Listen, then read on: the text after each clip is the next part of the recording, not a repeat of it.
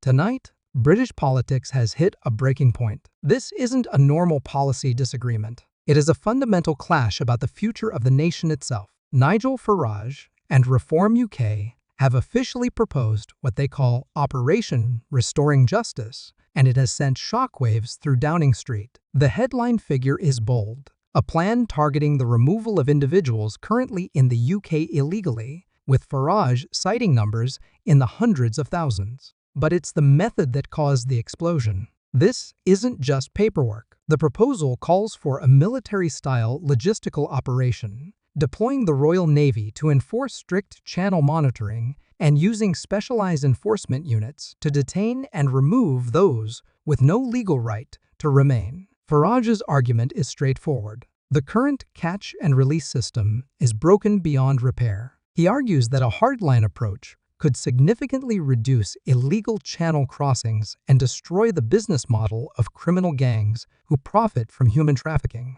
And unless we start deporting people, I predicted this would turn into, and yes, I use the word, invasion.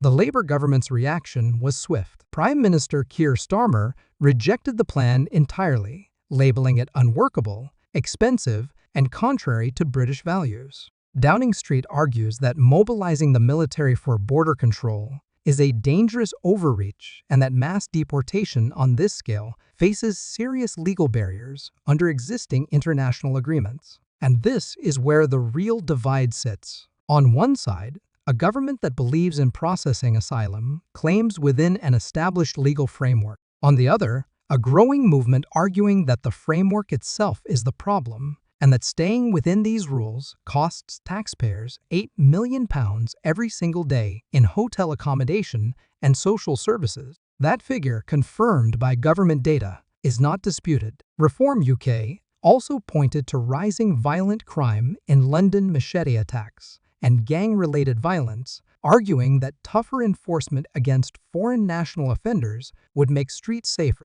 The government and independent criminologists strongly push back on this, arguing that crime is a complex social issue and that the majority of people arriving in the UK are seeking safety, not committing crimes. Both sides are presenting selective parts of a much bigger picture. But while politicians debated in Westminster, events on the streets added fuel to the fire. Reports emerged of serious disorder in South London, where officers faced bottles, bricks, and fireworks from a hostile crowd. According to accounts from the scene, police were ordered to withdraw rather than risk escalating casualties, a decision that, regardless of its tactical reasoning, looked deeply troubling to the public watching at home. At the same time, cases have emerged documented and reported by mainstream outlets of individuals arrested or investigated over social media posts related to immigration and hate speech laws. Critics, including Farage, argue these enforcement priorities look completely inverted. Why, they ask, are online posts treated with more urgency than physical violence on the streets? This is a legitimate question that deserves a straight answer. The government's position is that online hate speech directly fuels real-world violence and cannot be ignored. But the optics of a retreating police van alongside high-profile arrests for social media activity is a tension the government has not successfully explained away. The economic reality remains impossible to ignore. The £8 million daily hotel bill is a real number. Coastal communities are watching local economies disrupted as hotels are taken over indefinitely. Farage argues that removing people with no legal right to remain would remove that cost. Starmer argues the deportation plan itself would cost more and fail legally. Both claims deserve scrutiny because taxpayers are footing the bill either way. The rejection of Operation Restoring Justice has drawn a clear line.